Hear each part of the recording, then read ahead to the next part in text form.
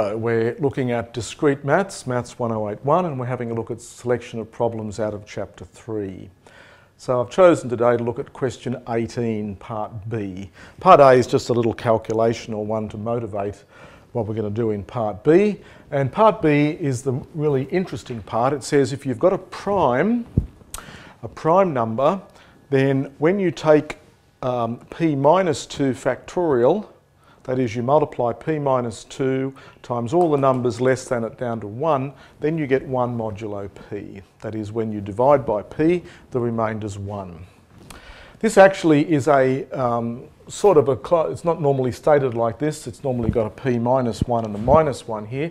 This is sometimes known as Wilson's theorem in number theory, so you can Google that if you like. This is called Wilson's theorem.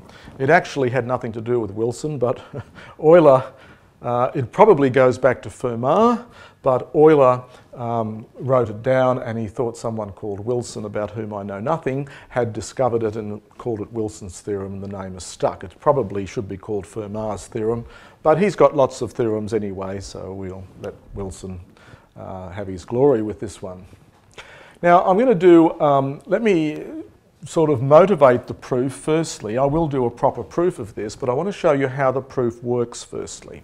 So I'm going to do a little example here. Now this, I should emphasise, especially in this course in discrete maths, that examples, although they're very useful and you should do examples to see what's going on, doing an example won't get you any marks. The example here is just to motivate how I might give a proof of this. So I'm going to take a prime, and I might take, I don't want to make the prime too big, I'll take the prime 11. I think I should be able to manage with 11. So this is going to be then 11 minus 2 factorial, and that means that's 9 factorial, and that's 9 times 8 times 7 times 6 times 5 times 4 times 3 times 2 times 1. And I want to show that when you multiply all this out and you divide by 11, then the remainder is 1. That's what I'm doing. So I look through the numbers here and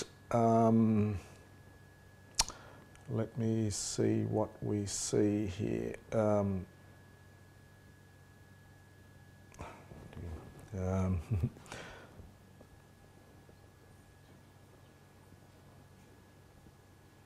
Yep, let me start at, say, 8 and 7. So if you multiply 8 times 7, you get 56. And when you divide 56 by 11, the remainder's 1. So these two numbers cancel out with each other. The 8 times the 7 gives you a remainder of 1 when you divide by 11. Well, that's nice. If I look at 9 times 5, so if I look at this one times this one, 9 times 5, 9 5s are 45. If you divide by 11, the remainder's 1. So they cancel out as well. So they, modulo 11, they cancel out and give you 1. Well, now you just keep going here. You've got 4 times 3. 4 3s are 12, divide by 11, remainder 1, so they cancel out. And finally, 6 times 2, they can be paired up, they cancel out. And all you're left with, if you're only interested in the remainders when you divide by 11, the remainder is just 1, because all of the other ones cancel out. Now that's the key to the proof, the general proof of this one. So now I want to give a proof of the result. Now what did we do here? When we did the example, it wasn't clear what cancelled with what else, but certainly every number cancelled with something else in the list. Now we can say that since p is prime, every number in the set 1, 2 up to p minus 1 has an inverse. Now you proved that back in chapter 2. that every one of these numbers has to cancel with something modulo p. It has an inverse modulo p. That was a result you proved back in chapter 2.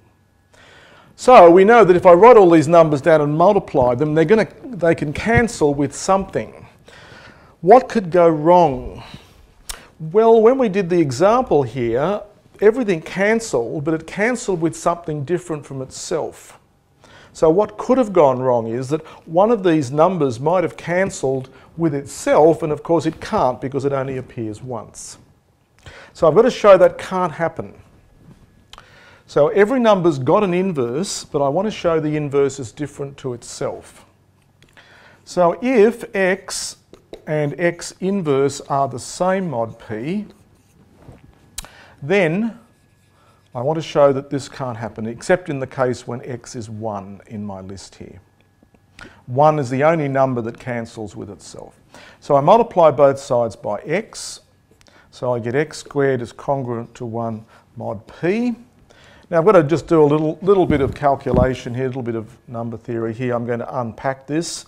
That says that p then is a factor of x squared minus 1. And that tells me p is a factor of x minus 1 times x plus 1, difference of 2 squares. And one of the very useful facts about primes is if a prime divides a product, it must divide one or even possibly both of the two numbers. So it must divide that or it must divide that. This statement says x then is congruent to 1 mod p, and this one says x is congruent to minus 1, which is same as p minus 1 mod p. So a little bit of calculation there to follow through, but notice what it says then. It says the only numbers who are their own inverses, they have to be 1 or p minus 1. And p minus 1 wasn't in our list because we only went from p minus 2 downwards. So this one is not in the set. This one is not a term in the set, not a term in p minus 2 factorial. So the only number in my list then which is its own inverse is 1. Therefore, when I multiply 1 by 2 all the way up to p minus 2, everything cancels out except the first one. And that proves the result. So that's a little proof of this. I want to say a little bit more about this because there's some interesting mathematics going on here. By the way, before I get to that, let me say that this theorem, is it true the other way round? Is it true that if you've got a number p, that p minus 2 factorial is 1 mod p, does that force p to be prime? And the surprising answer is yes.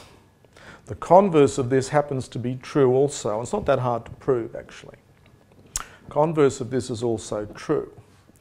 So you could actually define a prime number by a number which obeys that rule.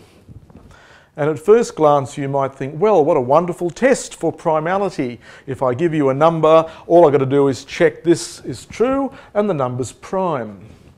Well, it's correct, but it's impractical because this number here gets monstrously big very quickly. Gets very big very quickly, and so to calculate this and show it's 1 mod p takes an extremely large amount of time even for a modern computer. So although it is true that this is true if and only if p is a prime, this is not a good primality test. I want to do just a little bit more with this, show you a little bit more interesting thing with this. In particular, I'm going to multiply both sides by p minus 1 because I'd like to really write it in the form of Wilson's theorem. So I'm going to add in that extra factor, and p minus 1 is the same as minus 1 mod p. So I'm just multiplying both sides by p minus 1 and turning it into this equation, which looks a little bit more complicated but actually is a better way of writing it. And when you look up Wilson's theorem, that's what you'll see on the web or in textbooks. I want to play with this a little bit more here, and I'm going to write this out in detail. So this is 1 times 2 times 3 times, and I'm going to stop halfway. So I'm going to stop at p minus 1 over 2.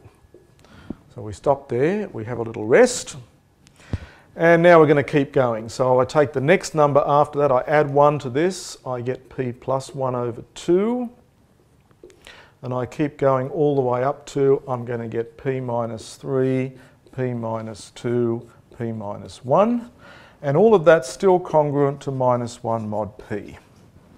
Okay, so I'm just writing out this Wilson's theorem in a little bit more detail, but I'm going to stop in that product halfway because I want to look for some patterns here.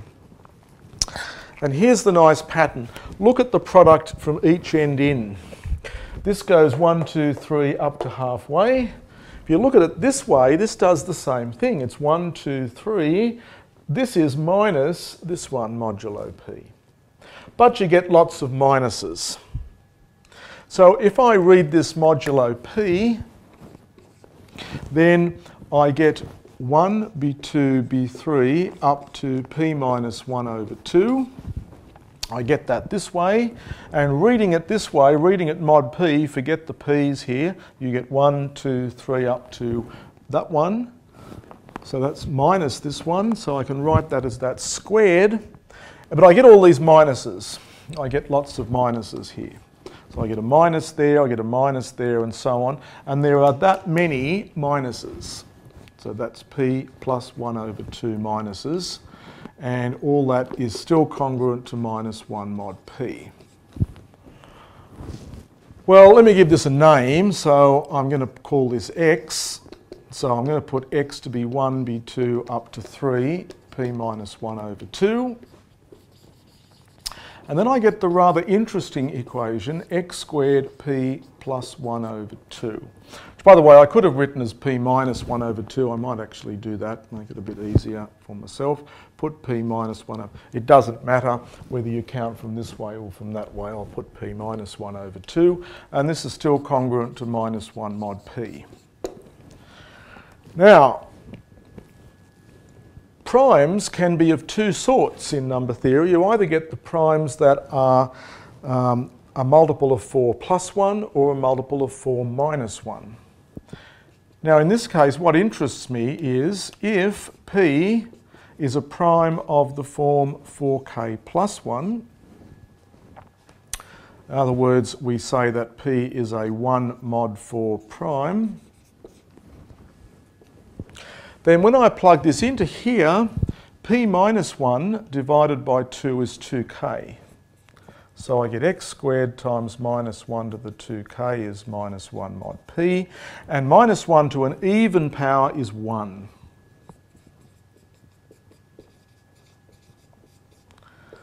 Now, just look at that equation for a moment and see what it's saying. This now tells me how to solve the equation x squared is congruent to minus 1 mod p. Now you saw that in your algebra course, solving x squared as minus 1 leads you to complex numbers. And this is a kind of analogue to this. So we're showing here that I can solve x squared as minus 1 mod p, and indeed I can tell you exactly what the solution is. There it is. And you can do that in the case when p is a prime of that shape. And every prime either is of this shape or 4k minus 1. And if it's a 4k minus 1 prime, I leave you to check, then this has no solution. You can't solve this. Just as you couldn't solve that back in the real numbers, you can't solve that mod p if p is a 4k minus 1 prime. But you can if it's a 4k plus 1 prime. And the proof of all that came quite nicely out of this Wilson's theorem that we got out of looking at this problem. So I leave you to experiment further with that.